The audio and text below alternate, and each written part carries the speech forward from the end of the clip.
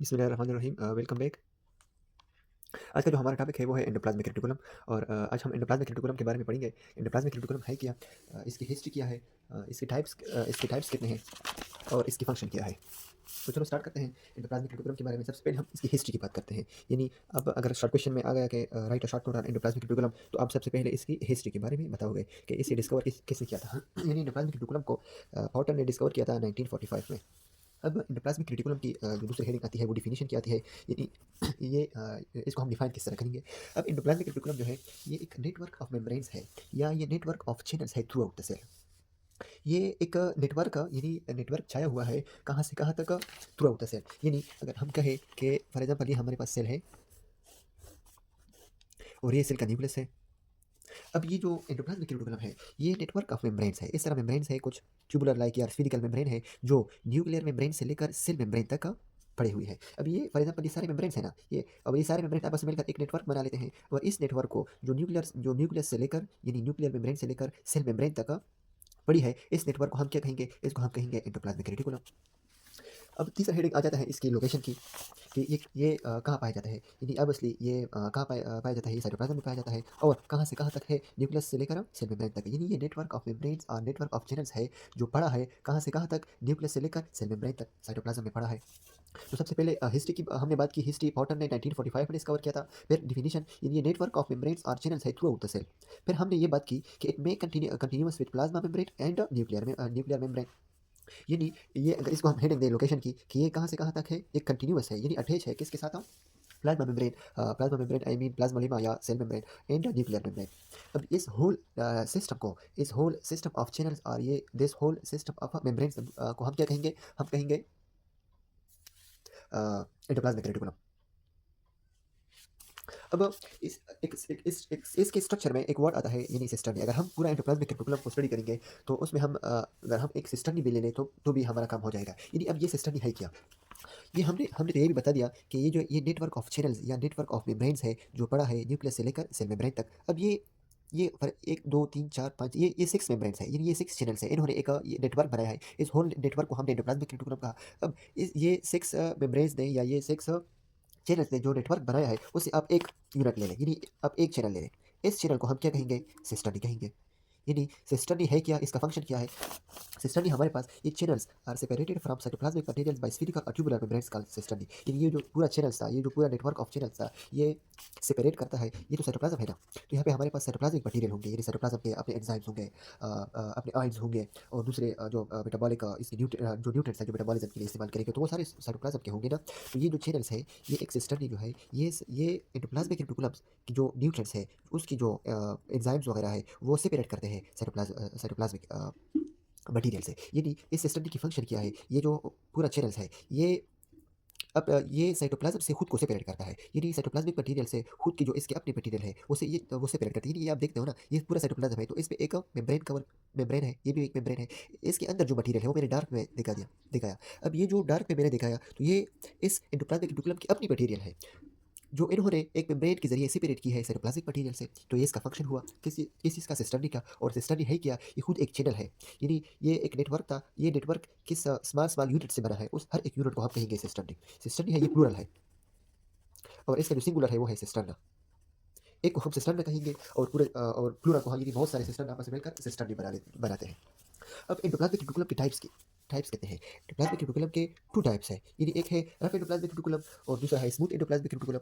अब इस rough endoplasmic reticulum और स्मूथ एंडोप्लाज्मिक रेटिकुलम हमने किस बेस पे डिवाइड किया है, वो है राइबोसोम के अटैचमेंट पे। यानी मैंने इस बेस पे डिवाइड किया कि राइबोसोम किस पे पाए जाते हैं और किस पे नहीं पाए जाते हैं। तो एंडोप्लाज्मिक रेटिकुलम की जो टाइप्स है वो हमने types on the basis of ribosomal attachment हमने डिवाइड किया है। एक को हम कहते हैं रफ एंडोप्लाज्मिक रेटिकुलम और दूसरे को कहते हैं हम स्मूथ एंडोप्लाज्मिक रेटिकुलम। अब रफ एंडोप्लाज्मिक रेटिकुलम को हम रफ क्यों कहते हैं, उसकी जो अपीयरेंस है वो रफ है। वो क्यों रफ है, क्योंकि यहाँ पे हमारे पास राइबोसोम्स अटैच होते हैं। अब राइबोसोम जो है वो ग्रेन्यूल्स है, यानी वो रफ स्ट्रक्चर्स होते हैं जो अगर ये ग्रेन्यूल्स जिसको हम राइबोसोम कहते हैं, अगर वो एंडोप्लाज्मिक रेटिकुलम पे अटैच हो जाए तो वो पूरे एंडोप्लाज्मिक रेटिकुलम को एक रफ अपीयरेंस देगा, यानी एक रफ सरफेस प्रोवाइड करेगा। उसकी वजह से उस रफनेस की वजह से और रफ सरफेस की वजह से हम इस एंडोप्लाज्मिक रेटिकुलम को रफ एंडोप्लाज्मिक रेटिकुलम कहेंगे। और ये किस चीज़ से बना है रफ, वो है राइबोसोम। यानी इसको हम ग्रेन्युलर एंडोप्लाज्मिक रेटिकुलम भी कहते हैं क्योंकि राइबोसोम जो है वो स्मॉल यूनिट्स होते हैं, वो ग्रेन्यूल लाइक्स होते हैं, इसलिए हम इसको ग्रेन्युलर एंडोप्लाज्मिक रेटिकुलम कहते हैं क्योंकि इस पे राइबोसोम अटैच है। क्यों कहते हैं? क्योंकि इसमें rough endoplasmic reticulum attach to nuclear membrane of nucleus and endoplasmic reticulum on which ribosomes are attached, उसको हम क्या कहेंगे? Granular endoplasmic reticulum. अब ये हमने तो कह दिया कि जो एंडोप्लाज्मिक रेटिकुलम है ये नेटवर्क ऑफ मेम्ब्रेन्स है जो बड़ा होता है किसके दरमियान? न्यूक्लियर मेम्ब्रेन और प्लाज्मा मेम्ब्रेन के दरमियान। इन दोनों मेम्ब्रेन्स के साथ अटैच होता है। अब कौन सा एंडोप्लाज्मिक रेटिकुलम किसके साथ अटैच होगा? ये जो रफ एंडोप्लाज्मिक रेटिकुलम है ये न्यूक्लियर मेम्ब्रेन के साथ अटैच होगा। यानी जो ये पूरा सिस्टम मैंने दिखा दिया है यहाँ पे, ये न्यूक्लियस है, इस न्यूक्लियस के साथ जो अटैच होगा वो थोड़ा रफ होगा। अगर मैं यहाँ पे ब्रॉड व्यू भी दिखाऊं कि ये न्यूक्लियस है और ये हमारे पास जो नेटवर्क है और इसमें राइबोसोम्स अटैच है। राइबोसोम की वजह से इसको रफ अपीयरेंस मिला है। और ये किसके साथ अटैच है? ये न्यूक्लियस है, तो ये न्यूक्लियस के साथ अटैच है। अब ये रफ एंडोप्लाज्मिक रेटिकुलम जो है वो न्यूक्लियस के साथ अटैच होगा। अब इसका फंक्शन क्या है? ये जो हमारे पास राइबोसोम्स की जो मेन फंक्शन है राइबोसोम्स की वो है प्रोटीन सिंथेसिस। चूंकि रफ एंडोप्लाज्मिक रेटिकुलम पे राइबोसोम्स अटैच होते हैं इसलिए इसका जो फंक्शन होगा वो प्रोटीन सिंथेसिस होगा। दूसरा जो इसका फंक्शन है वो पुलिसोम फॉर्मेशन है। ये पुलिसोम किसे कहते हैं? पुलिसोम एक मैसेंजर आरएनए, यानी एक आरएनए ले लो, सिंगल आरएनए ले लो, उस पे आप राइबोसोम्स को अटैच करो, उस इसको हम कहते हैं पुलिसोम। यानी ये राइबोसोम किस पे अटैच होंगे? ये तो राइबोसोम्स रफ एंडोप्लाज्मिक रेटिकुलम पे भी तो अटैच हो सकते होते हैं। यानी यहाँ रफ एंडोप्लाज्मिक रेटिकुलम भी तो हो सकता है, इसलिए ये पुलिसोम फॉर्मेशन में हेल्प करता है। तीसरा जो फंक्शन है वो लाइसोसोम्स के एंजाइम्स है। लाइसोसोम्स क्या है? इसमें हम एक अलग वीडियो बनाएंगे इंशाल्लाह। अब ये लाइसोसोम्स की जो एंजाइम्स है इसकी फॉर्मेशन कौन करता है? रफ एंडोप्लाज्मिक रेटिकुलम करता है। नोट में लिखते हैं कि ये रफ एंडोप्लाज्मिक रेटिकुलम उन सेल में सबसे ज़्यादा होंगे जो सेल्स सिक्रीटरी सेल्स होते हैं। यानी फॉर एग्जांपल लिवर, लिवर सबसे ज़्यादा सिक्रीशन करता है बॉडी के अंदर, और वो क्या सिक्रीट करता है? बाइल सिक्रीट करता है जो डाइजेशन में हेल्प करता है। उसके बाद हम स्मूथ एंडोप्लाज्मिक रेटिकुलम के बारे में पढ़ेंगे कि जो दूसरा टाइप्स है एंडोप्लाज्मिक रेटिकुलम का वो स्मूथ एंडोप्लाज्मिक रेटिकुलम है। ये स्मूथ एंडोप्लाज्मिक रेटिकुलम हम इसको क्यों कहते हैं? क्योंकि इसकी जो अपीयरेंस है वो स्मूथ है। अब ये अपीयरेंस क्यों स्मूथ है? क्योंकि इसमें राइबोसोम्स अटैच नहीं होते, उधर राइबोसोम्स अटैच थे और वो जो स्ट्रक्चर था, वो उसकी जो अपीयरेंस थी वो रफ थी राइबोसोम्स की वजह से। अब ये जाहिर बात है कि अगर राइबोसोम अटैच नहीं है तो इसकी जो अपीयरेंस होगी वो होगी स्मूथी, यानी वो स्मूथ होंगे। अब क्यों स्मूथ है? क्योंकि इसमें लेक राइबोसोम यानी राइबोसोम्स इस पे अटैच नहीं है। अब इस स्मूथ एंडोप्लाज्मिक रेटिकुलम की फंक्शन क्या है? जो पहली फंक्शन है वो है लिपिड सिंथेसिस। लिपिड सिंथेसिस हम जो खाना खा लेते हैं और वो खाने की जो मुकम्मल प्रोसेस है, यानी स्टमक में जाता है, फिर इंटेस्टाइन में जाता है, उसकी डाइजेशन होती रहती है। अब ये अगर गट में, यानी ये इंटेस्टाइन में पहुंच गई तो वो जो इसमें हमारे खाने में जो फैटी एसिड्स होते हैं और ग्लाइसरोल्स होते हैं ये आपस में कंबाइन होकर एक मैक्रोमोलेक्यूल बना देते हैं, इसको हम कहते हैं लिपिड्स। और ये जो फंक्शन है ये कौन प्रोवाइड कर लेता है? ये हमारे पास प्रोवाइड कर लेता है स्मूथ एंडोप्लाज्मिक रेटिकुलम। ये smooth endoplasmic reticulum lipid synthesis में हेल्प करता है और फिर ये लिपिड्स गोल्गी बॉडी के जरिए एक्सपोर्ट हो जाती है सेल से।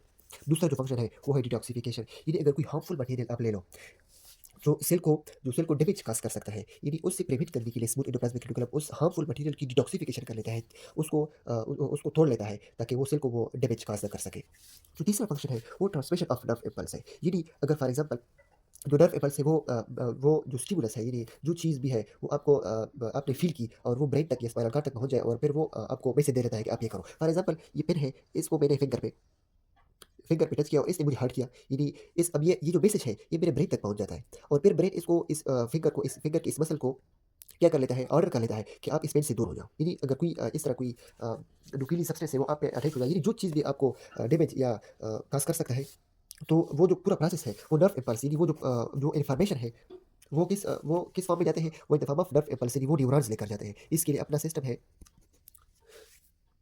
वो जिसमें न्यूरॉन्स ये परफॉर्म कर लेते हैं। ये नर्व इम्पल्स की जो ट्रांसमिशन है, जो इन्फॉर्मेशन होती है वो न्यूरॉन्स लेकर जाती है। अब ये नर्व इम्पल्स एक खास आयन्स इस्तेमाल करते हैं इस मैसेज को ट्रांसमिट करने के लिए, और वो आयन्स होता है कैल्शियम आयन। यानी ये कैल्शियम आयन्स कहाँ स्टोर होगा? स्मूथ एंडोप्लाज्मिक रेटिकुलम में स्टोर होते हैं। इसलिए हम कह सकते हैं ये जो ट्रांसमिशन ऑफ नर्व इम्पल्स है वहाँ कैल्शियम आयन का सिक्रीशन जरूरी होता है और वो कैल्शियम आयन स्टोर होता है स्मूथ एंडोप्लाज्मिक रेटिकुलम में। यानी स्मूथ एंडोप्लाज्मिक रेटिकुलम से कैल्शियम आयन का रिलीज होना जरूरी है एक नर्व इम्पल्स के लिए, इसलिए हम कहते हैं ये ट्रांसमिशन ऑफ नर्व इम्पल्स में स्मूथ एंडोप्लाज्मिक रेटिकुलम हेल्प करते हैं। और जो चौथा फंक्शन है वो है transport of materials within the cell. For example एक प्रोटीन सिंथेसाइज हुआ, एक एंजाइम सिंथेसाइज हुआ, और वो जो विद इन द सेल में उसकी जो ट्रांसपोर्ट है, फॉर एग्जांपल अगर आप न्यूक्लियस से या कोई अगर कोई गॉल्गी बॉडी से या एंडोप्लाज्मिक रेटिकुलम में कोई आपने कुछ चीज़ को या प्रोटीन वगैरह को या मैसेंजर आरएनए वगैरह आपने सिंथेसाइज कर लिया, तो विद इन द सेल इसकी जो ट्रांसपोर्ट है, उसकी जो मटेरियल्स है सेल की, उसमें ये हेल्प करता है। यानी materials within the cell के ट्रांसपोर्ट में स्मूथ एंडोप्लाज्मिक रेटिकुलम हेल्प करता है।